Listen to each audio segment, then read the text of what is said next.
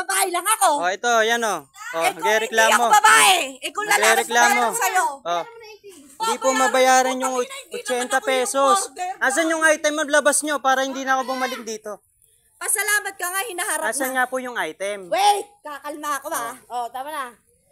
Oh. Oh, yan oh, nakita May nyo, umorder. nakatumba yung motor. Tinumba, Wala akong tinulak. pakialam. Tinuntok Tinumba ako. ko. Oh. Tinumba ko. Iharap mo, tinumba ko. Oh. Bakit ko tinumba? Tanong bakit mo sa tinumba? sarili mo. Uy, huwag ka manakit. Bakit ko tinumba? Wait lang po ah, magantay kayo ng barangay dito. Oh, kaya sinuntok ako ah, sinuntok ako dito. Ako po ay nagtatrabaho lang ng maayos. Trabaho?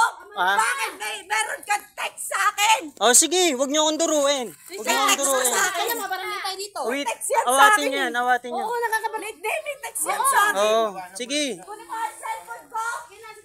Bayaran niyo na lang yung ano, parcel. Napapaalisin yan. Ayan ah, tinumbay yung motor ko. Nakita niyo naman oh. Oh. Nagtatrabaho ako ng maayos. Yung parcel ko, bossing, 3 araw na yung bossing, yung parcel, diniliver ko. 80 pesos, hindi mabayaran, bossing. Eh, sino ba nagagalit? Ang tanong, bakit mo kasi binigay kung hindi binigay? Eh, sabi po kasi, sisend ng sa Hindi ganyan Gcash. yung mga rider sa Quezon City, Kupal. Wala po kayo sa Quezon City, madam. Wala, basahin mo yung Wala text po ko kayo sa sa'yo. Quezon Nagpasensya ako sa'yo, di ba? Nagpasensya nga kayo, Uy, ma'am. ano na naman yung ano Nasaan mo po sa ba akin? ako ngayon? Sabi ko po, ma'am, Hindi yung naman ako parcel nyo. nag-order. Ba't ako inaano mo? Eh, sino po yung lang sino po nakatira kakausapin dyan. ko? Sino po kakausapin ko? Eh, Suntukan na lang tayo. number nyo po gamit, tsaka pangalan.